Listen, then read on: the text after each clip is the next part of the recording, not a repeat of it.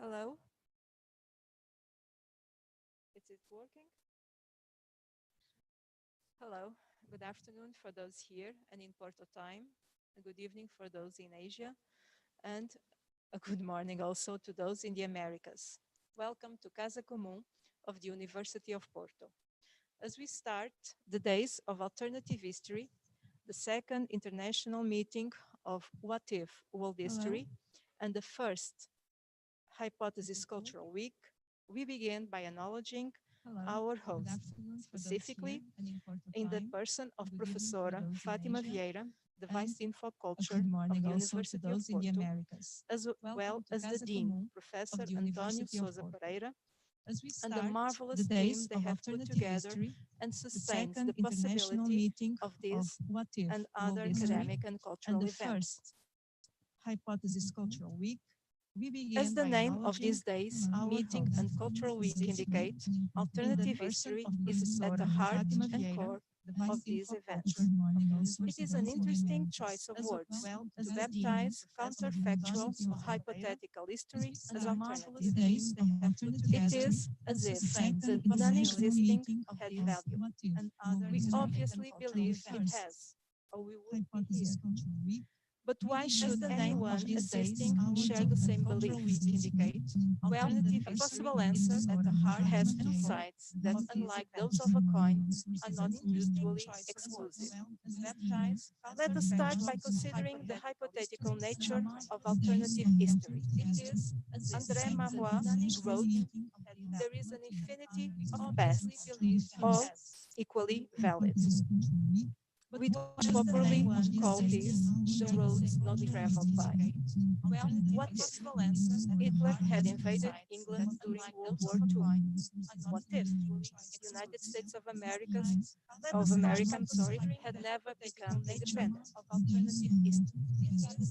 André Marois wrote that alternative history attempts to answer, and speculative literature and cinema love so much. The Man in High Castle is one of recent examples, and so are the steampunk stories. But apart from creative value, does alternative history has academic and research significance? After all, what never happened is rather absurd as an analytical subject. Alternative history. Well, there is a mathematical tool called reductio ad absurdum, and basically, when faced with a problem, one assumes a mathematic hypothesis to solve it. If the consequence of that hypothesis is false or absurd, then the solution will be its counterpart. Likewise, one can explore the facts and factual history to counterfactual hypotheses and be amazed with discovering facts that had been amiss and knowledge in insightful new ways. As such, the practical value of the absurd is one of the reasons for being interested in alternative history. But I mentioned two aspects. Ricardo Araújo Pereira is a Portuguese comedian, and he wrote that turning something upside down in the context of comedy is frequently a creative act, unlike what happens on other contexts. Basically, if you turn the world upside down and it has more meaning than the original form, then the world was already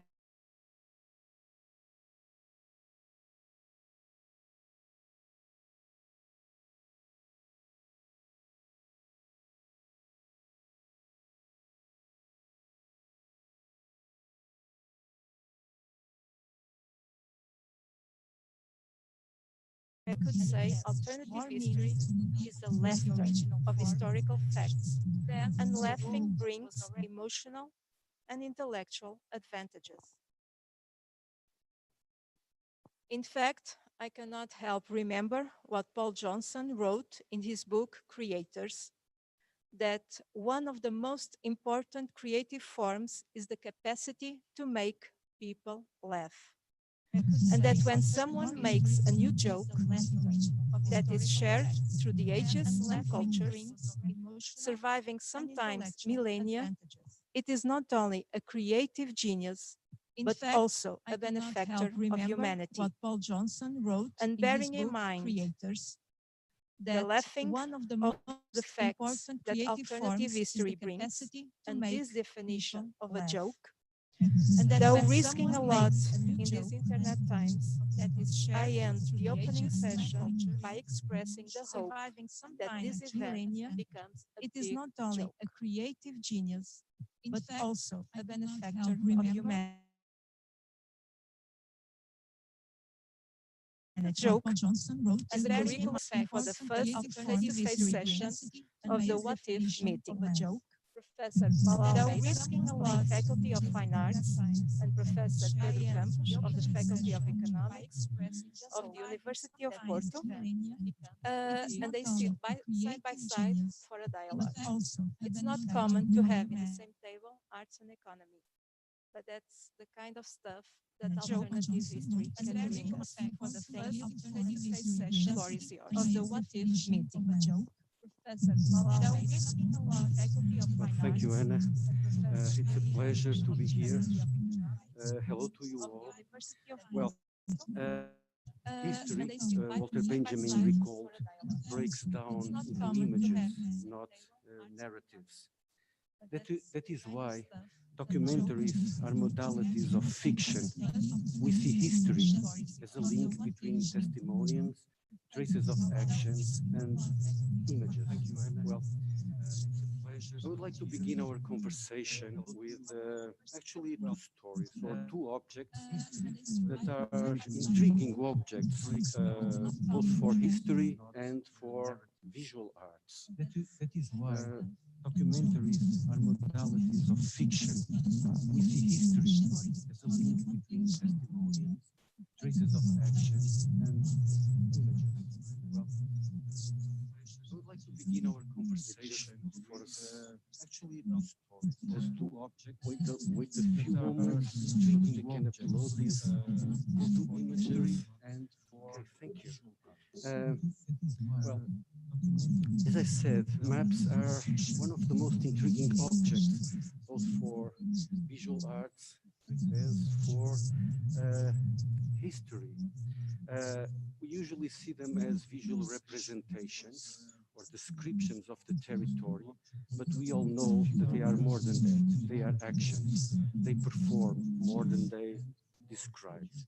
What I am showing you are actually two different maps from the same territory.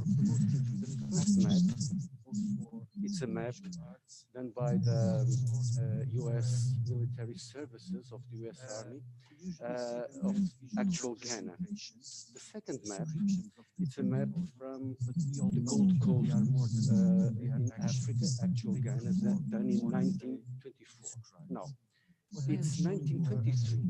Imagine that. You are in the Gold Coast in Africa, the actual Ghana.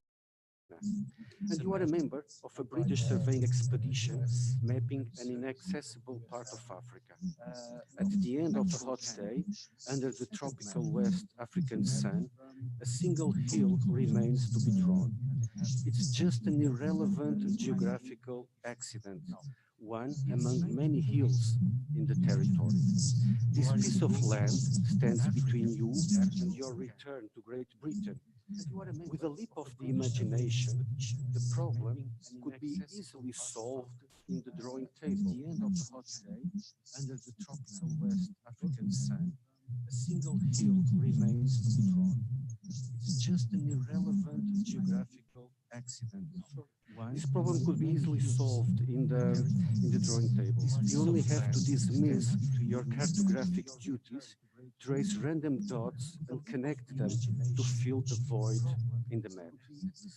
All the team agreed with that, and nobody would ever know if it wasn't for the fact that the contour connecting the dots at an elevation of 300 feet had the exact shape of an elephant. So you can see the elephant near the upper right, the upper left corner of the image. The hill was drawn after a picture cut off from a magazine. The story that I am telling you is actually a real story, and the elephant is still visible in the reproduction of the map in the British Library, close to the words Ejamoli Nazim, an enigmatic inscription whose meaning is unclear. This is actually a victory of the imagination over cartographic duty and over the restrictions of actual story. The second story that I'm bringing you to begin with our conversation happened on November 4, 2003, when 14 Kurdish refugees and 4 Indonesian sailors arrived on a small vessel on the island of Melville, located within Australia's maritime boundaries, 80 kilometers north of Darwin. The intention was to apply for political asylum. To avoid precedents, and because an anti-immigration policy was one of the arguments of the Prime Minister election campaign, regulations excising Melville and 4,000 more Northern Islands from Australia migration zone were introduced by the government on the same day, placing them outside the migration zone. The decision was temporary and reversed later. These measures have become known as the Pacific solution. So I see in both these episodes a kind of rhetoric of history, the deviated use of an international or cartographic rule to alter the perception we have of the real, making it follow another direction. The first episode, without major consequences, the second one was at the center of a deep political discussion. The particularity is that although both episodes created a fiction, they did it within the framework of reality itself, and without the suspension of disbelief created by literature, by art, or by cinema. There are no episodes without major consequences. This could be reckoned our point of departure from a conversation joining both art and economics around the methods of alternative history framework of reality itself, and without the suspension of disbelief created.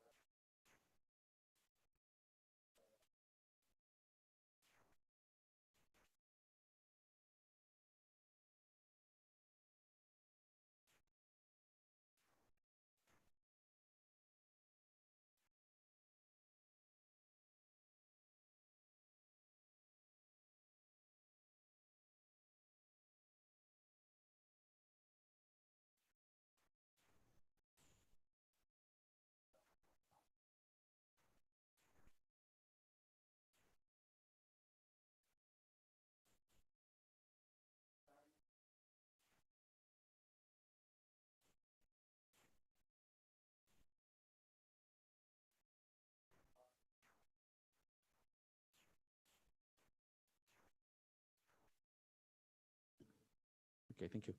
This can bring us to the notion of alternative possibilities. And this notion of alternative possibilities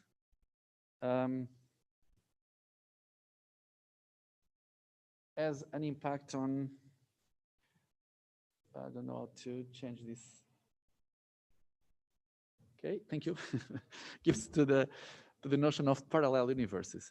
Like if you take a particular decision, then you don't take the other one, and notion it of may alternative imply possibilities. that And you this can notion of split, alternative if you can consider possibilities, this in a higher, more abstract perspective, the idea has of an living in impact parallel on- universes. So if you just account for every combination of every alternative decisions that we have in our life, just to the I the notion would of say parallel that universes. maybe we have Like infinity if you parallel take a particular universes. decision, Each that of one is is something corresponding that to state. to the So notion it of may alternative this is not an answer that to your, and to this your notion challenge, of Paulo, but weight, if you can consider this what I want to say is that maybe this is the kind of things that happens every day in our the lives. idea of living I don't, so if you just of course, there account are, for I would every say, combination some every some alternative decision minor that we have in our life issues or some notion minor of parallel decisions that you take universes, in your life that like, does not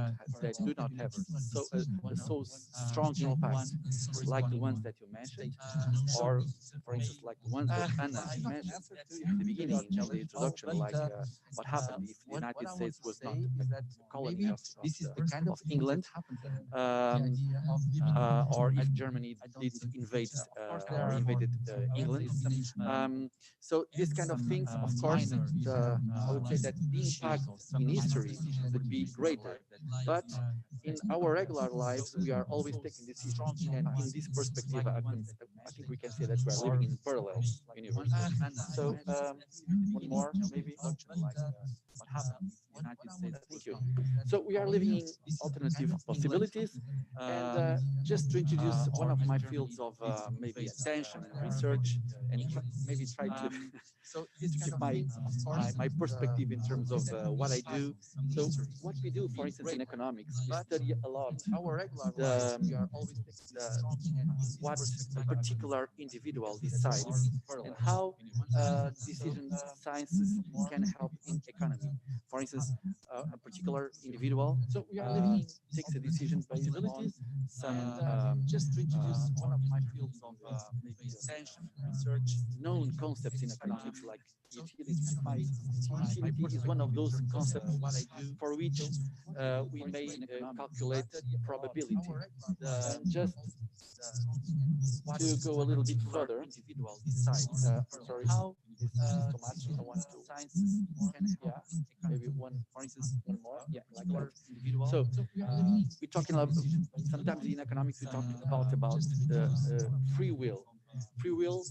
This is something that it's not so common in economics because the mainstream economics does not allow for free will because free will requires alternative possibilities. Again, we're talking about alternative possibilities, parallel times, and dualistic idealism.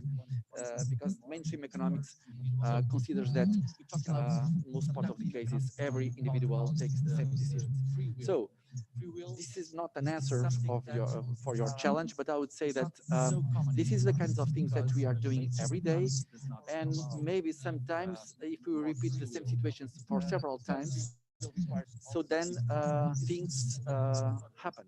So I don't know if this improves our discussion. Idealism. Mainstream economics considers that. Well, as you are aware, you have an artist and an economist discussing alternative history. And the question raised about the free will and the decisions we make are obviously a common ground for this discussion. So when we begin with these two stories, first of all, how a team of people that were mapping a territory in Africa decided to create a point of divergence on what would be expected, and in the second, the decision to remove or to change the boundaries of a country or of its maritime zone, so that the government could could well fulfill its promises in the election. So we can observe how these points of divergence not only happen in fiction, but often can happen in reality, in the way we decide. So if we try to look at this from the point of view of artistic thinking, we can also address history with a rhetorical lens. So what does this mean? Okay, so rhetoric is for artists is or rhetoric or visual rhetorics is essentially the science of deviant utterances. So when it happens, it's to create these deviations, this short circuit in what would be expected. So imagine that you have a sequence of events. So this creates a certain type of regularity. When you see, I don't know, when you see a picture all black and white, and for instance you see a red dot in the picture, so this breaks this regularity. So usually artistic thinking is based on the creation of these types of divergent or deviation points. Of course, alternative history, it's also based on a deviation that's produced by a point of divergence, which brings history closer to aesthetic phenomena. Divergence or deviation from a norm is a questionable formula, but one that should not be dismissed for artists. So I was trying to think, I don't know how can I know how artists can actually deal with these points of divergence in creating these points of divergence in society, in the way we communicate, in the way we deal with images. How does this happen in economics? But one that should not be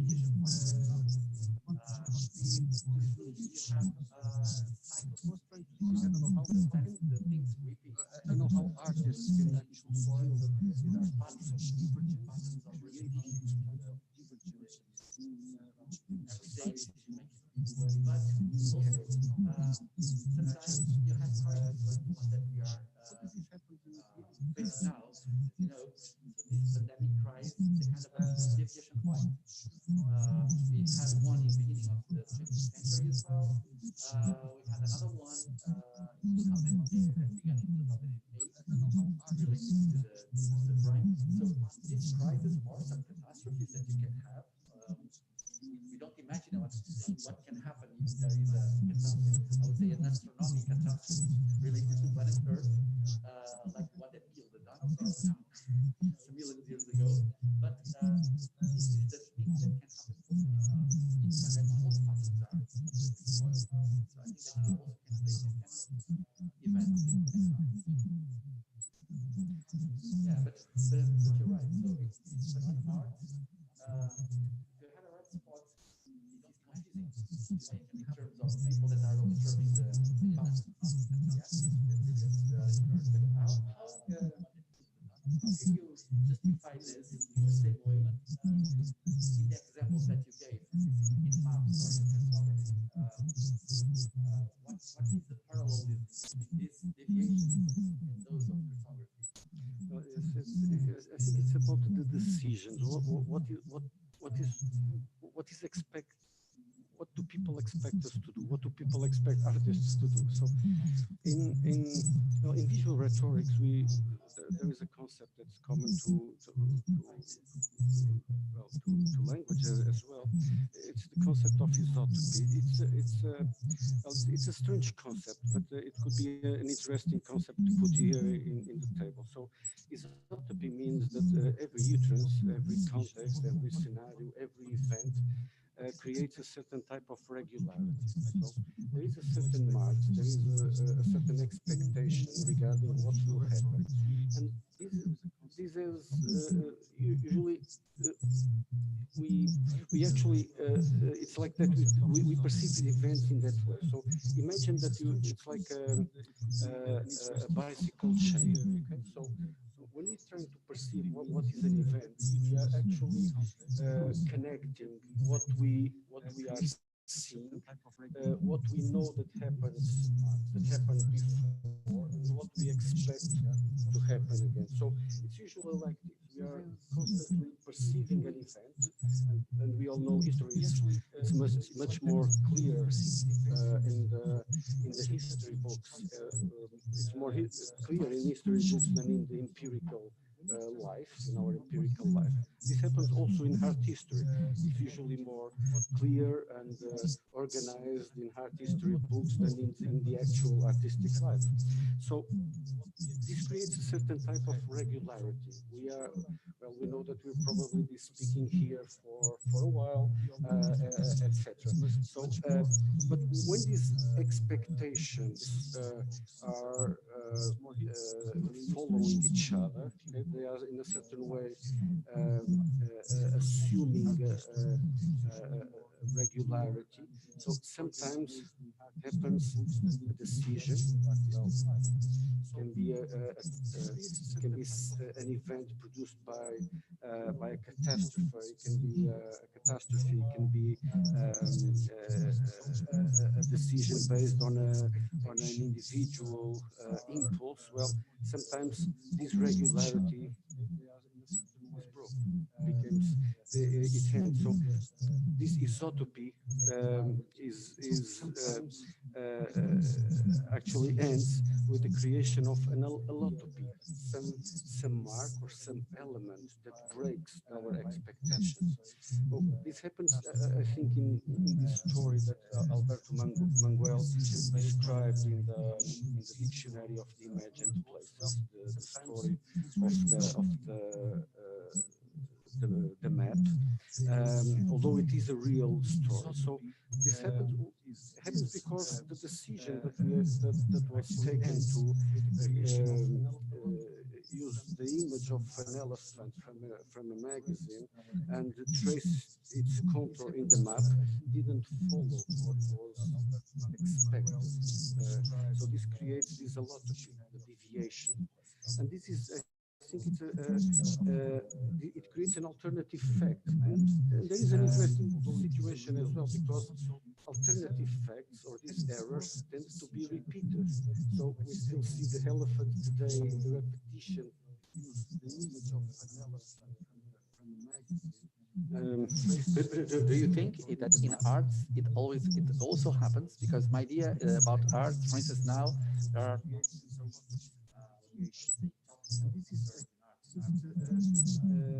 it creates an alternative fact. There is an interesting situation of alternative issues like errors, homophobia, they always follow, artists always follow, I would say. do you think that in art it always is also what are the idea about art at the moment now? So in what extent this disruptive, this allotopy can happen in our days? So art is a system within other systems. We actually, when you try to understand changes in art, we have to understand them as as kind of an adaptive, complex system. So we cannot think about art in itself. We have to see them in relation with all the systems that surround us.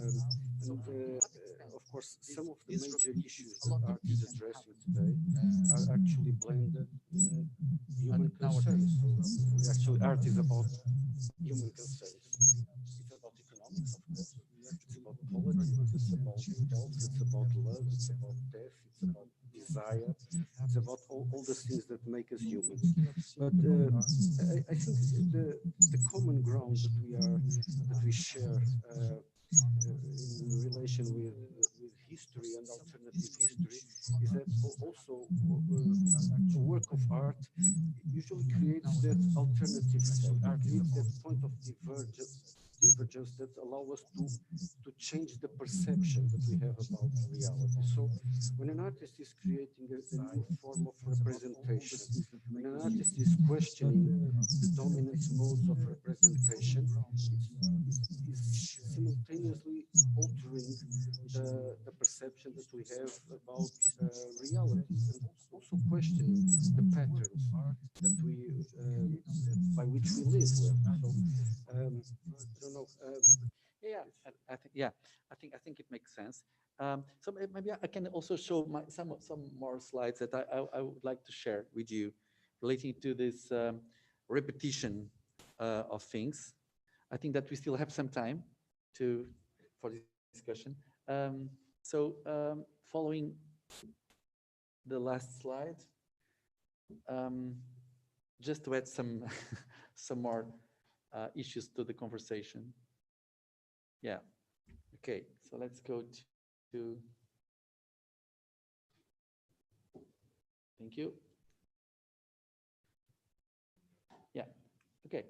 Okay. It can be the one before, please. Yeah. The one. Oh, okay. No, it has. This is the last one. You have to go up.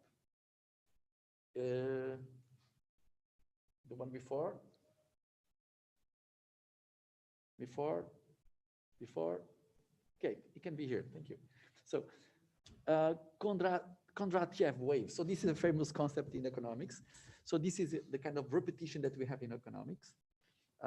These are cycles of something like 40 or 60 years. But some of these theories, so why do these cycles happen, is something that economists sometimes dismiss, or at least the econometric models don't have a very good answer. And so that's why sometimes this is related to some random events. So I want to ask you another question. That's why I'm trying to put this on the table. So the probability of having these cycles like the Kondratiev waves, you just go back and forward to this. Sorry, it's the one before. Yeah, because we missed this one. This is the cycle, the Kondratiev waves that have some cycles that repeat. You can see some of the events that are here, like well, some of the creation of the creation of railways, the creation of electric engineering and chemistry, and so on and so forth. And now we are probably in this fifth Kondratiev wave of information technology that started in the late 20th century. So in this perspective, we have these cycles. But let me go forward again. Okay, so in the perspective of well, what we can call behavioral economics or pseudo-economics, this is also maybe an outcome of the overall actions of all the individuals, not only atomic individuals, but all the individuals altogether. So this is well, one of the perspectives of economy. Can you please go on to the, no, go further. Yeah, no, you are going back again. This does not work. I don't know what's happening here.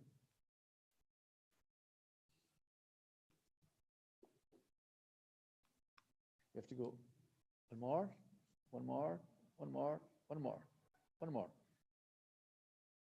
Yes, and now let me show you this image here. This is a kind of a phenomenon called pareidolia, which is some justify this kind of phenomena to justify the Kondratiev waves, because these are associated with some impulse that happens, like for instance, when you see an image like those clouds that you see in the sky that are very similar to horses, or an image that has been seen, or a mountain that in a certain perspective has been seen in Mars, or that shape that seems like a smiley face in the moon. Sometimes these economists or these people that justify Kondratiev waves justify them by some kind of random events. So do you think that these images can have some impact in reality, like the ones that you showed in the beginning? Do you agree with this? Yes, I agree with this. And also, well, random images are actually, they reflect, random images, they usually reflect more about our perceptions than what they actually depict. So they are, the way we project ourselves into these images, well, clouds that appear to be like horses, rocks that appear to be faces. Okay, all these issues is actually a statement about ourselves. Let me make here a small turn also to return to some of some of previous questions that you have raised, Pedro, regarding the cycles and regarding a certain regularity by which we can understand events and we can understand history as well. And of course, we all agree that in economics, but also in art, or in society, well, in this pandemic situation, we often have to deal with the black swans, those unpredictable events, those things that were not expected, that break all the regularity regarding our perception of events. Of course, this happens because history is opaque. It's an opaque situation. Nassim Taleb, who developed the notion of the black swans, had an interesting analogy. He said that, well, we usually don't have access to the generator of history. We just have access to the effects of history. So it's like a work of art. We usually don't have access to what generates the work of art. We have access to its effects. We usually don't have access